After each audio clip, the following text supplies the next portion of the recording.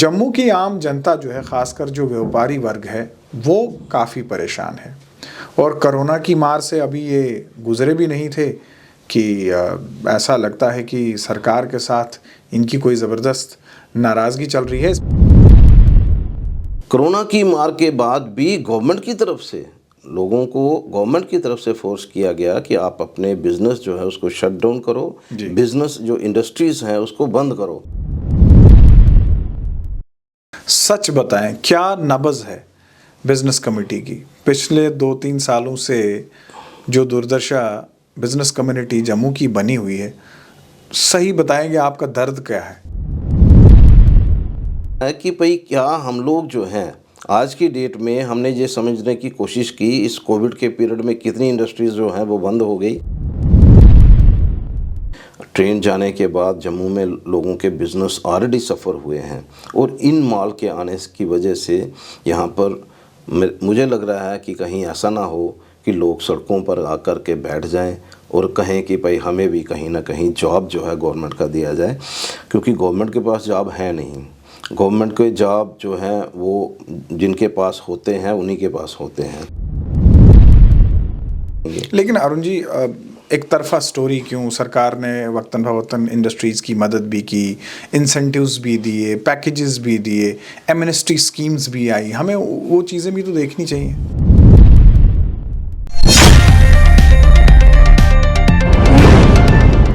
पिछले चंद दिनों से जम्मू के व्यापारी जो हैं वो सड़कों पर हैं और सरकार के साथ नाराज़ हैं।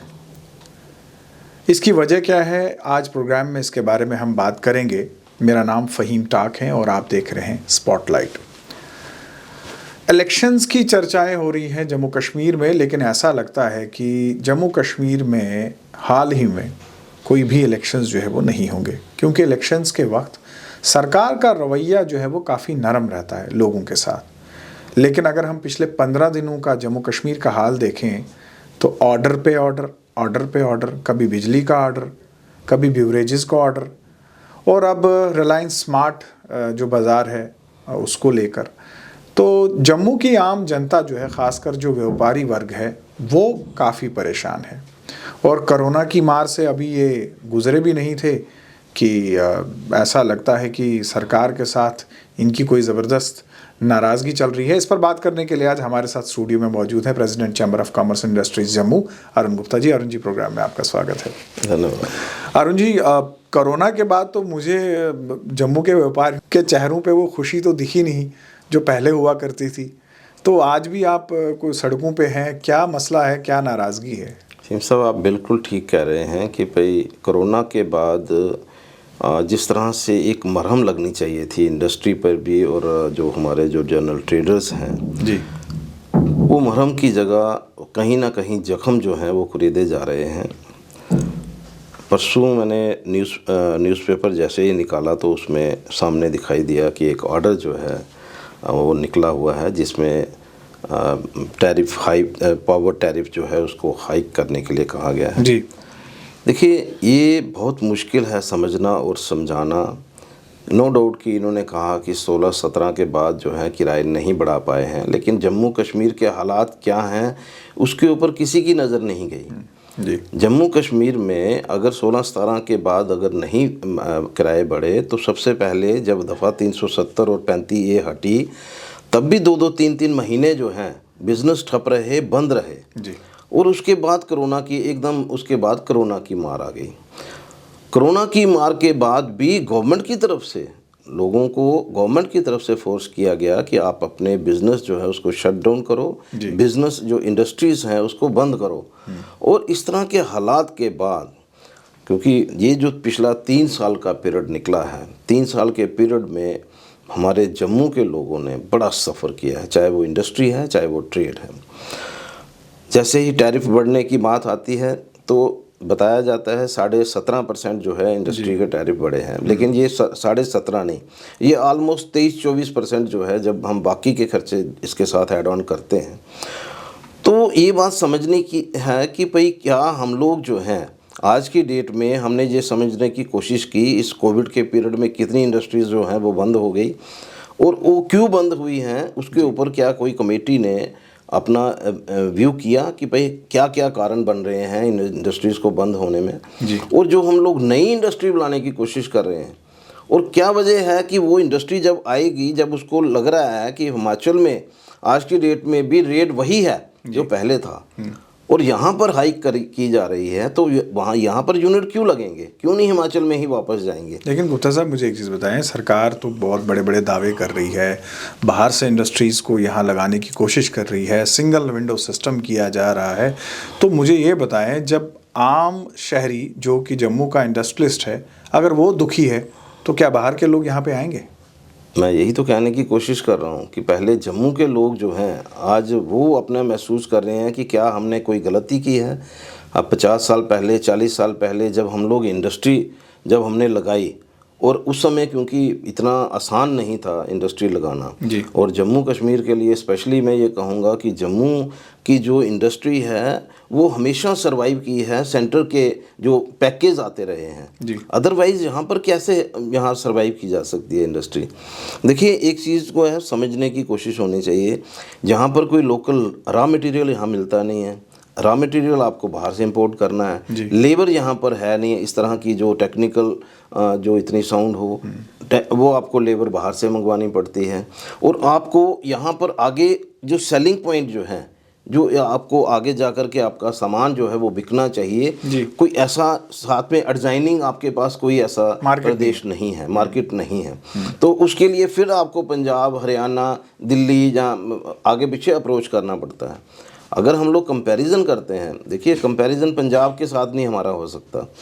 पंजाब की जो इंडस्ट्री है उसके पास साथ में मार्केट है हिमाचल की, हरियाणा की, जम्मू कश्मीर की, दिल्ली की, कहीं भी वो जा सकते हैं, लेकिन जम्मू को वापस जाना है, पंजाब में जाना है, हरियाणा में जाना है, तो हमारी कॉस्ट ऑफ प्रोडक्शन ऑलरेडी यहाँ पर बड़ी होती है, और ये जो इस समय जो इंक्रीज़ है, इसके बाद कॉस्ट ऑफ प्रोडक्शन जो है और ज़्यादा इंक्रीज़ होगी, हम कंपटीशन नहीं कर पाएंगे, नई इंडस्ट्री के जो रास्ते हैं वो भी कहीं ना कहीं इसकी वजह से क्लोज़ होंगे, और ये बहुत हमारे लिए दुख है, और इसको रिव्यू करने की ज़रूरत है, रीथिंक करने की ज़रूरत है। गुप्ता साहब, बिज़नेस कम्युनिटी को आप रिप्रेजेंट करते हैं, जम्मू की जो बिज़नेस कम्युनिटी है, सच बताएं क्या नब्ज़ है बिज़नेस कमेटी की? पिछले 2-3 सालों से जो दुर्दशा बिज़नेस कम्युनिटी जम्मू की बनी हुई है, सही बताएंगे आपका दर्द क्या है? देखिए मैं क्योंकि मैं रिप्रेजेंट कर रहा हूँ ट्रेड और इंडस्ट्री को जी, और स्पेशली मेरे साथ मैंने हमेशा एक बात कही है कि अगर हमारे पास प्रिंसिपल और अल्टरनेट मेंबर 6000 हैं जी, तो मेरे लिए वही नहीं है जिनको मैं रिप्रेजेंट करता हूँ। मेरे लिए पूरा जम्मू डिवीज़न जो है मैं उनको रिप्रेजेंट करता हूँ। अभी मैं आपको कल की बात बताता हूँ। कल मुझे लगातार फ़ोन आ रहे थे, जो रिलायंस मार्ट खुल रहे हैं उसके अगेंस्ट सांबे से मुझे फ़ोन आ रहे थे, मुझे कठुआ से फ़ोन आए, मुझे आरएसपुरा से फ़ोन आए, मुझे उधमपुर से फ़ोन आए कि गुप्ता साहब आप कुछ करिए क्योंकि ये हमारे सारे बिज़नेस को डिस्टर्ब कर देंगे। जी, देखिए ऐसा है कि मैं हमेशा चिंता करता हूँ कि हमारे बिज़नेस कम्युनिटी को कोई ना कोई रिलीफ मिले। देखिए आज की डेट में ट्रेन जो है वो जा रही है कटरा के बाद वो जाएगी श्रीनगर। हम रोक नहीं सकते, डेवलपमेंट को नहीं रोका जा सकता जी, लेकिन डेवलपमेंट के बीच में हमें ये भी महसूस करना चाहिए कि क्या इस डेवलपमेंट में कहीं ऐसा तो नहीं होगा कि जो लोग अपनी रोजी रोटी कमा रहे हैं वो कहीं सड़कों पे आ जाएंगे, जी, उन लोगों के पास कुछ रहेगा ही नहीं। ये छोटा बिजनेसमैन जो है जितनी एम्प्लॉयमेंट ये जनरेट करते हैं, जितनी टैक्स कलेक्शन ये करते हैं, बड़े लोग नहीं करते हैं। बड़े लोगों के पास बड़े बेनिफिट होते हैं। ये छोटे लोग जो हैं, छोटे बिजनेसमैन जो हैं, जो मिडिल क्लास बिजनेसमैन हैं, इन लोगों का सिस्टम जो है वो थोड़ा डिफरेंट रहता है जी, और मैं समझता हूँ कि भाई आज की डेट में ज़्यादा चिंता होनी चाहिए कि किस तरह से इन लोगों का सर्वाइवल हो सके। देखिए एक रिलायंस स्टोर खुलेगा, उसमें हो सकता है 100-50 लोगों को एम्प्लॉयमेंट मिलेगी, लेकिन उसके साथ जो एडजाइनिंग एरियाज़ हैं वहाँ पर बहुत सारे बिजनेसमैन जो हैं वो ख़त्म हो जाएंगे क्योंकि इनके पास सारे सिस्टम हैं। ये बड़े बड़े मतलब कंपनीज़ को अपने ग्रिप में डाल करके रखते हैं। देखिए एक गवर्नमेंट को कई बार हमें बिजनेसमैन को वो परेशान करते हैं कि देखो जी इसकी आपने अंडर बिलिंग की है, या आपने कोई चीज़ प्रोडक्ट लिया है इसकी जो एक्सपायरी डेट आ गई है। क्या वहाँ पर नहीं मिलता है? वहाँ पर हर चीज़ मिलती है। वहाँ पर एक्सपायरी डेट की चीज़ें भी मिलेंगी आपको। वॉलमार्ट में चले जाइए वहीं भी मिलेंगी, राय स्टोर में भी चले जाइए वहाँ भी मिलेंगी। बिग बाज़ार था तो बिग बाज़ार में भी मैंने खुद वहाँ पर मैंने लोगों को बताया कि ये देखिए एक्सपायरी डेट के माल पड़े हुए हैं। ऐसा नहीं है। लेकिन क्या है, सबसे बड़ी परेशानी लोगों की ये है, ये जो एक स्टोरी में सभी आइटम्स जो हैं, ये मुझे बताया गया कि देखो जी बेव मॉल में एक शोरूम खुला है रिलायंस का। जी जी, उसमें दिक्कत नहीं है। अब ट्रेंड है तो ट्रेंड है। अगर रिलायंस का दूसरा शोर इलेक्ट्रॉनिक का है तो इलेक्ट्रॉनिक का है। लेकिन जब आप एक ग्रॉसरी शॉप बना करके और एक मॉल के अंदर हर चीज़ को वहाँ पर रखते हैं तो उसके साथ कितने बिज़नेस डिस्टर्ब होते हैं। और बिज़नेस डिस्टर्ब होंगे तो लोग डिस्टर्ब होंगे, और लोग डिस्टर्ब होंगे तो उनकी फैमिलीज भी डिस्टर्ब होंगी। तो मुझे लगता है कि भाई ऑलरेडी हम लोग जो हैं, क्योंकि ट्रेन जाने के बाद जम्मू में लोगों के बिज़नेस ऑलरेडी सफ़र हुए हैं, और इन मॉल के आने की वजह से यहाँ पर मुझे लग रहा है कि कहीं ऐसा ना हो कि लोग सड़कों पर आकर के बैठ जाएं और कहें कि भाई हमें भी कहीं ना कहीं जॉब जो है गवर्नमेंट का दिया जाए, क्योंकि गवर्नमेंट के पास जॉब है नहीं। गवर्नमेंट के जॉब जो हैं वो जिनके पास होते हैं उन्हीं के पास होते हैं। और लेकिन ये है कि भाई अगर ये भी डिस्टर्ब हो जाएंगे, इनकी फैमिलीज डिस्टर्ब हो जाएंगी, तो फिर ये क्या करेंगे? सड़कों पे आएंगे। लेकिन अरुण जी, एक तरफा स्टोरी क्यों? सरकार ने वक्तन फवक्तन इंडस्ट्रीज़ की मदद भी की, इंसेंटिव्स भी दिए, पैकेजेस भी दिए, एमनेस्टी स्कीम्स भी आई, हमें वो चीज़ें भी तो देखनी चाहिए। देखिए बिल्कुल ठीक कह रहे हैं आप। एमनेस्टी स्कीम भी दी, इन्होंने पैकेज भी दिए, तभी तो हमारी इंडस्ट्री जो है वो सरवाइव कर पाई। तभी तो बिजनेसमैन जो यहाँ पर हैं, इंसेंटिव अभी देखिए, इंसेंटिव इन्होंने एक मतलब गवर्नमेंट की तरफ से अभी की जो एक इंटरेस्ट रेट जो है इस कोविड के पीरियड में दी गई। अदरवाइज़ आप ये खुद ही आप अंदाज़ा करिए कि जो लोग इंडस्ट्री के लोग हैं, जब उनको सिर्फ और सिर्फ इंटरेस्ट जो है वो पे करना पड़े, बंद इंडस्ट्री में आपको इंटरेस्ट पे करना पड़े। यहाँ पर बहुत सारे ऐसे बिजनेसमैन होंगे जिनको अपना इंटरेस्ट जो है बंद दुकानों में आपको इंटरेस्ट पे करना पड़ा। बहुत मुश्किल है सरवाइव करना। इंटरेस्ट के जो रेट हैं वो दिन ब दिन बढ़ते हैं, दिन को और रात को दोनों टाइम में बढ़ते हैं। बहुत सारे बिजनेसमैन की जो प्रेमिसेस हैं वो बैंकों ने एक्वायर कर लिए, क्योंकि सरफेसी उनके पास है आज की डेट में, तो उनको कोई फिक्र ही नहीं है। लेकिन उन्होंने ये नहीं देखा कि इस कोविड के पीरियड में लोगों के हालात कैसे रहे, और लोग जो हैं क्या इंटरेस्ट पे करने के पोजीशन में रहे भी कि नहीं रहे, ये उनको कोई फ़र्क नहीं पड़ता, क्योंकि आरबीआई के रूल हैं और उसके मुताबिक उन्होंने काम किए, और उन्होंने उन शॉप्स को एक्वायर भी किया जिन्होंने इंटरेस्ट नहीं पे किए थे, या जो एनपीए में चले गए।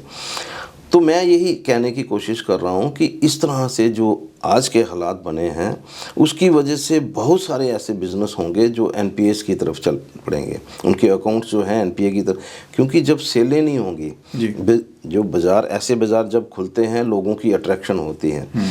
मैं ये ज़रूर कहना चाहूँगा कि लोगों को बेनिफिट नहीं होता वहाँ जा कर के, लोग समझते ज़रूर हैं, क्योंकि उनकी एड्स जो है वो उनकी अट्रैक्शन होती हैं। अगर यही ऐड जो है एक छोटा व्यापारी करने के उसमें हिम्मत हो, अगर वो दे सकता हो, पे कर सकता हो, तो मुझे नहीं लगता है कि लोग मॉल्स में जाएं, लोग दुकानों पे जाएंगे, क्योंकि लेकिन दुकानों में सामान जो है वो सस्ता मिलता है। मैं आपको बिल्कुल क्लियर करता हूँ कि दुकानों पे माल सस्ता भी मिलता है और लोग परचेज़ करते हैं एज़ पर देयर रिक्वायरमेंट। यहाँ पर जब मॉल में जाते हैं तो उनकी ये कोशिश होती है कि अच्छा जी इन्होंने एक स्कीम निकाली हुई है कि अगर आप 3000 तक का माल आप परचेज़ करोगे तो आपको इतना बेनिफिट जो है वो मिल जाएगा। घर से वो 1000 की परचेज़ करने के लिए निकला होता है, वहाँ पर 3000 की करता है, और उसमें कितनी वेस्टेज होती है इस बात को समझने की कोशिश होनी चाहिए। लेकिन अरुण जी, ये तो ट्रेड ट्रिक्स हैं, कंपटीशन की बात है, और जहाँ तक आपने बात की स्टोर्स की, तो हम डेवलपमेंट की बात करते हैं, स्मार्ट सिटी की बात करते हैं। कल को ओला उबर वो लोग यहाँ आना चाहें तो उस वक्त ये दूसरा मसला बन सकता है। तो अगर हम अपने आप को आगे ले जाना चाहते हैं, हम भी एक मेट्रो सिटी बनना चाहते हैं, तो कंपटीशन तो आएगा ना। नहीं, कंपटीशन आना भी चाहिए, मैं नहीं कहता, मैं इसके अगेंस्ट नहीं हूँ, जी। लेकिन उसमें गवर्नमेंट को कुछ ना कुछ एक स्पेसिफिक चीज़ बनानी चाहिए कि भाई कितनी पॉपुलेशन है और इतनी पॉपुलेशन के बीच में इस तरह के स्टोर जो हैं वो बन सकते हैं। क्या गवर्नमेंट का ही काम है कि जो छोटा बिजनेस है उसका सर्वाइवल भी तो गवर्नमेंट का ही काम है। ये तो हो नहीं सकता ना कि डेवलपमेंट के नाम पे कोई भी आएगा तो वो लूट करके जाएगा। जी। अंग्रेज भी यहाँ पर आए थे बिजनेस करने के लिए और पूरे हिंदुस्तान पे उन्होंने राज किया था। आज रिलायंस ग्रुप है, उसको ज़रूरत नहीं है इन छोटे छोटे बिजनेस में पड़ने की। जी। आगे भी रिलायंस के शोरूम खुले हैं। मैं लोगों को ये बताना चाहता हूँ कि एक बार नहीं 2 बार रिलायंस के जो शोरूम खुले वो उनको हटना पड़ा यहाँ से, वो बंद हो गए। बाहर जम्मू में अभी की नहीं आए थे, पंजाब में खुले थे, दिल्ली में खुले थे, उनको बंद होकर के बाहर जाना पड़ा। क्यों? क्योंकि जब लोग जो हैं अगर बाइकआउट करते हैं तो उसका इफ़ेक्ट आता है। आज की डेट में लोगों को इस बात को समझना चाहिए कि हमें अपने जम्मू के व्यापारी जो हैं उनको भी सेव करना है, अपने जम्मू के व्यापारियों को बचाना है, तो फिर हमें इन चीज़ों से हमें दूर रहना है। और मैं ये नहीं कहता कि भाई चलिए अगर एक स्टोर खुलता है पॉपुलेशन के हिसाब से कोई फ़र्क नहीं पड़ता, लेकिन ये देखिए कि ये जो स्टोर जब खुलते हैं तो इनकी मशरूमिंग होती है। तो जिस एरिया में खुलेंगे उस एरिया के जो छोटे दुकानदार हैं उन पे अफेक्ट आएगा, और वो भी तो अपने भाई हैं। अरुण जी, आपको किस किस का समर्थन मिला इस सब में? वेयर हाउस एसोसिएशन आपके साथ है, कनक मंडी आपके साथ है? मैं आपको बताऊं, चैम्बर जो है मैं अपने आप में कुछ नहीं करता। जो लोगों की डिमांड होती है मैं उसी के मुताबिक आगे आता हूं। मैंने परसों बाज़ार एसोसिएशंस की मीटिंग की थी जिसमें 54 के लगभग एसोसिएशंस जो हैं वो यहाँ के चैम्बर में आई हुई थी। जी। प्रोमिनेंट के कुछ अगर आप हमें नाम बताना चाहें? नाम मैं बता देता हूँ आपको। उसमें वेयर हाउस फेडरेशन का नाम मैं आपको बताना चाहता हूँ। अप्सरा रोड के लोग थे, रघुनाथ बाज़ार के थे, कनक मंडी के थे, ओल्ड हॉस्पिटल था, पुरानी मंडी थी, लिंक रोड था, मतलब, और किराना रिटेल एसोसिएशन जो है उनके प्रेसिडेंट जो हैं वो वहाँ पर आए हुए थे, होटल एसोसिएशन के चेयरमैन वहाँ पर आए हुए थे, बहुत सारे जो हैं रेजिडेंसी रोड के वहाँ पर आए हुए थे, बस स्टैंड के लोग आए हुए थे, बिलो घुमट जो है वहाँ के लोग आए हुए थे, नहर से लोग आए हुए थे, हर तरफ से। मैंने आपको पहले ही बताया कि मैंने इसको बड़े स्केल पे अभी कुछ नहीं किया। मैंने सिर्फ एसोसिएशंस की मीटिंग की और मैंने उनसे राय मांगी कि आप बताइए इसमें हमें क्या करना चाहिए। तो उन्हीं की तरफ से ये था कि हमें इसका प्रोटेस्ट करना है। और अब एक प्रोटेस्ट हुआ है, पहले दिन भी हमारा एक प्रोटेस्ट था। हमने एक सिंबॉलिक प्रोटेस्ट इसलिए किया था कि हम चाहते थे कि गवर्नमेंट जो है वो इसको रिव्यू करे, इन सारे सिस्टम्स को देख करके, क्योंकि पिछली बार जो हमने स्ट्राइक की कॉल दी थी 22 सितंबर की, उस वक्त हमें जो रिलायंस ग्रुप की तरफ से लिख करके, जो हमारे उस समय डिपकाम राघव लंगर थे, तो उनको लिख करके दिया गया कि हम कोई स्टोर जो है, रिलायंस स्टोर जो है वो यहाँ पर नहीं खोलने जा रहे हैं जी। और आज फिर से वही स्टोर जो हैं वो खुलने जा रहे हैं। और अगर एक इतनी बड़ी कंपनी जो है, मुझे नहीं लगता है कि अगर वो लिख करके दे रहे हैं उसके बाद फिर से वो खोल रहे हैं, तो उसमें कहीं ना कहीं गवर्नमेंट की भी इसमें मजबूरी होगी। और मैं समझता हूँ कि गवर्नमेंट को मजबूर नहीं होना चाहिए, पब्लिक के साथ खड़े रहना चाहिए जी।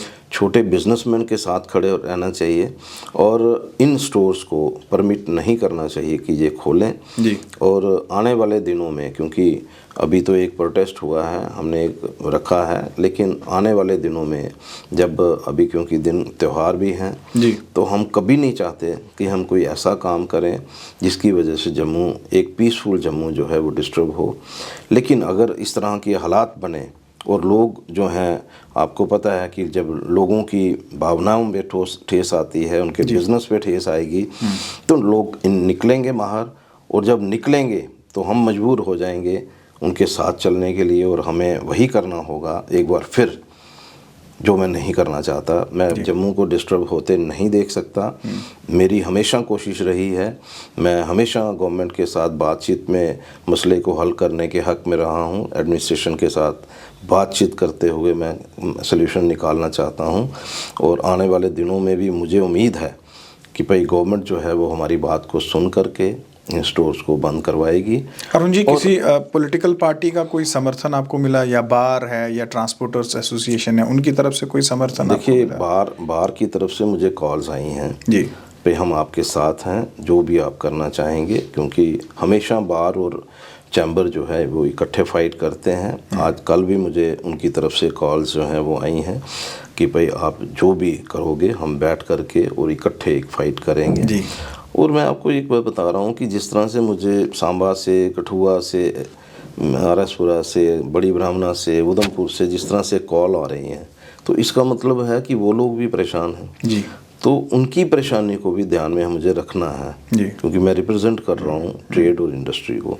और आने वाले दिनों में ऐसे हालात ना बने कि जम्मू जो है वो कहीं डिस्टर्ब हो, मैं कभी नहीं चाहता। जी। मैं हमेशा पॉजिटिव मोड में रहता हूँ कि भाई हमारी जो भी ये क्रिया है वो बातचीत में हल हो जाए। जी। और मैं एडमिनिस्ट्रेशन से बात करूँगा, गवर्नमेंट से भी बात करूँगा, ताकि इसका कोई ना कोई सल्यूशन निकले। और उसके बाद कहीं ऐसा ना हो, क्योंकि यहाँ अभी दिवाली का त्यौहार है जी। तो उसके बाद कहीं ऐसा ना हो कि भाई मैं तो वही करूँगा जो बिजनेसमैन चाहेंगे और मुझे वही करना है as a representative. Arun ji, बहुत सारे सियासी लीडर हैं जो जम्मू के बहुत हमदर्द बनते हैं, क्या उनकी तरफ से आपको कोई फ़ोन कॉल या कोई मैसेज आया, या फिर सरकार की तरफ से कोई अप्रोच आपको की गई? नहीं, लोकल ऐसा एडमिनिस्ट्रेशन अभी की तो तरफ कुछ से? नहीं, ऐसा कुछ नहीं है। मैं खुद भी अप्रोच करूंगा, ऐसी कोई नहीं है। जी। कोई ईगो प्रॉब्लम नहीं है। मैं जो पॉलिटिकल पार्टीज हैं मैं उनको भी अप्रोच करूंगा। जी। और गवर्नमेंट के साथ भी मेरा रहेगा, इसमें बातचीत का एक दौर चलेगा। मैं चाहूँगा कि भाई इसका सलूशन कोई ना कोई निकालें, और पॉलिटिकल पार्टीज़ भी इस बारे में ज़रूर सोचें। जी। क्योंकि अगर कहीं गुस्सा जो है वो निकलेगा तो वो आने वाली इलेक्शन में भी निकल सकता है लोगों का। जी। तो उससे भी हमें मतलब अलर्ट रहना चाहिए, और सोचना यही चाहिए कि हम लोग जो हैं, जो यहाँ के लोकल लोग हैं, उनकी जो एस्पिरेशंस हैं उसकी तरफ ध्यान में रख करके कोई भी स्टेप लें। बातचीत में कभी भी ये चीज़ नहीं आनी चाहिए कि इनके खिलाफ जो है, लोगों के खिलाफ किसी को खड़ा नहीं होना चाहिए। और मैं समझता हूँ कि कोई ऐसी बात नहीं, पॉलिटिकल पार्टीज़ जो हैं वो हमारी सपोर्ट में खड़ी होंगी जी। और गवर्नमेंट भी हमारी बात को समझेगी और समझ करके कोई ना कोई इसका हल निकालेगी। अरुण जी, बिल्कुल आखिर में as a president chamber of commerce and industries, लोगों को क्या कहना चाहेंगे, ट्रेडर्स को क्या कहना चाहेंगे, और सरकार को क्या कहना चाहेंगे? देखिए, एक चीज़ जो है लोगों से मैं अपील करना चाहूँगा कि जो इस तरह के मॉल खुलते हैं उनको डिस्करेज करना चाहिए। अपने दुकानदारों का, अपने लोकल लोगों का, मैं ले एक एग्जांपल है, आप ले में जाइए, आपको गाड़ी जो है ले में पहुंचते ही बॉर्डर पे आपको अपनी गाड़ी छोड़नी होती है, और उसके बाद का जो सफ़र है वहाँ के लोकल जो गाड़ी है उसी में करना पड़ता है। और उसी को देख करके आपको भी चाहिए कि यहाँ पर जो लोकल बिजनेसमैन हैं उनसे परचेज़ करिए। हो सकता है कि आपको महीने में 1000 का, 500 रुपये का, 1500 रुपये का, 2000 रुपये का नुकसान होता हो, लेकिन आप ये सोचिए कि इन 1000 या 2000 जो मैं कंट्रीब्यूट कर रहा हूँ या कर रही हूँ, उसकी वजह से हमारे जो बिज़नेस कम्युनिटी के लोग हैं, उनकी फैमिलीज़ जो हैं, जो उनके पास एम्प्लॉई काम करते हैं, उनका भी कहीं ना कहीं सर्वाइवल रहेगा।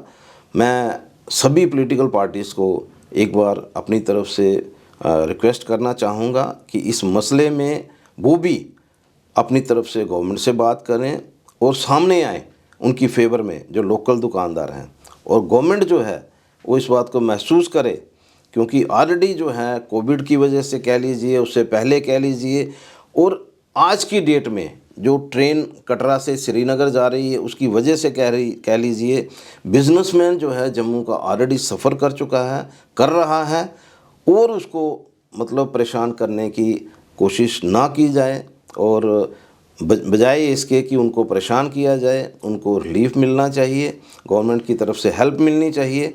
और ये जो स्टोर आज की डेट में खुल रहे जा रहे हैं, मुझे लगता है कि इन स्टोर्स को खोलने की परमिशन जो है वो गवर्नमेंट को रोकनी चाहिए। धन्यवाद। अरुण जी, आपने हमें समय दिया, आपका बहुत बहुत शुक्रिया। Thank you. सरकार को भी सिद्ध लेनी चाहिए, और बिजनेस कम्युनिटी को तो लाइफलाइन कहा जाता है, और यकीनन अगर लाइफलाइन कहीं डिस्टर्ब हो जाए, कमज़ोर हो जाए, तो सारे मामले जो है वो ढीले हो जाते हैं। और ऐसा नहीं है, ब्यूरोक्रेसी में अभी भी बहुत सारे ऐसे लोग हैं जो हमारे अपने हैं, लोकल हैं, बाहर वाले भी हमारे अपने ही हैं, लेकिन कम से कम बिजनेस कमिटी का जो दर्द है वो शायद हमारे जो अपने हैं वो ज़्यादा समझेंगे। और ये जो मसला बना हुआ है इस वक्त बिजनेस कम्युनिटी का, एडमिनिस्ट्रेशन को, सरकार को इसकी सिद्ध लेनी चाहिए और कोशिश करनी चाहिए कि बातचीत के ज़रिए जो है इस मसले का हल निकाला जा सके। आज के प्रोग्राम में बस इतना ही, इजाज़त दीजिए। आदाब।